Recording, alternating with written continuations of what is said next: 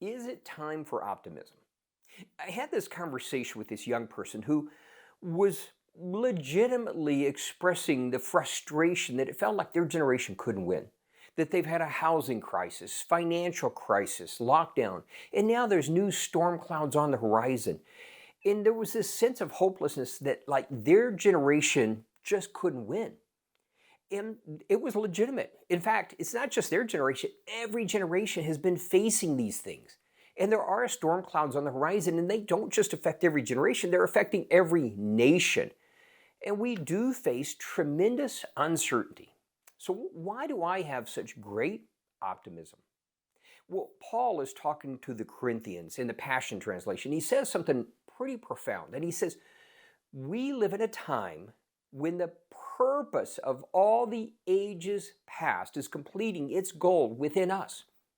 See, we live in a time when everything God has done throughout all of history has been for our benefit.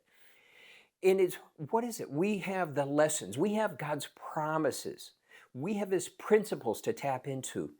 And on top of all of that, everything is fulfilled in Jesus, and on top of it, we get grace, mercy, everything else that goes with it. We have so much more than they had in ages past. But we do tend to be missing one thing. See, just prior to this, Paul is talking about the time when that season when God was taking His people through the wilderness on the journey to the promised land. And what was it? God had made this amazing commitment that we do know is the promised land. But the journey didn't make a lot of sense. And Paul's referencing how they were frustrated and they complained because they didn't understand the process. See, God did. He allowed them to be attacked so many times by foreign armies. He did take them to places where their provision ran out, where there was no water. The journey didn't look like it seemed like it should. They didn't understand why it needed to be that way. Just like so often, we don't understand, well, why, God? Why did you allow this? Why does it have to be this way? But see, the point was God took them on that journey because He was trying to teach them, to train them, so that He could give them something so much better.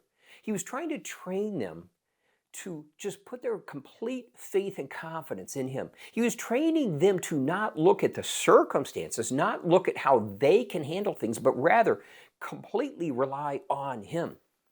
And in doing so, what they saw, what we see is when they truly learn to just trust Him in spite of the circumstances, words can't describe how amazing God moved on their behalf.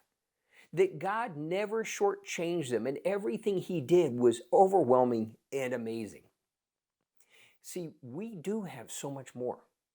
But what do we lack? Well, just like that generation, we don't understand why things are happening the way they are. We tend to think that, well, God, you love us, so this should be easy. But God is at work, and He's training His people. And so what is it we lack? See, we have a tendency to believe that God can do the miraculous, but there's not this sense of expectation. So why do I have such great optimism? Because I believe we live in a time when so many people will truly learn to trust Him at a whole deeper level, and in response, they will see God do things that words can't even describe.